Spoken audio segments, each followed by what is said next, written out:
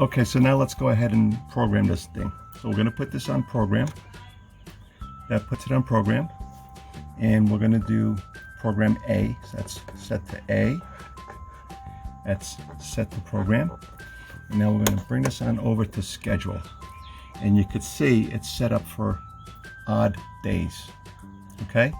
And I'm on the odd side of the block, so I'm allowed to water on the odd days. So right now it's May 2nd. So now let's go ahead and start the program.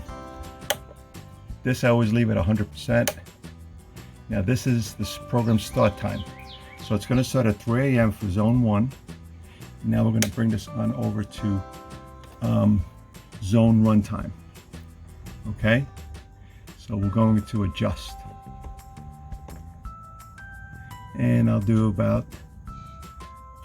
30 minutes. Now we want to go back on over to zone 2. So now we're on zone 2. You press select. Now we want to adjust the times. I'm going to go to about 30 minutes. Okay, now we hit select. It's going to go to zone 3.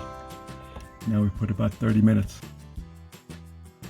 Now we're going to go to zone 4. This is my broken zone. We're going to do this 1 minute just to hold its place. Okay, and the rest of it will get watered. Now we select zone 5 and we go 30 minutes. And finally the last zone, zone 6. On my system I have 6 zones.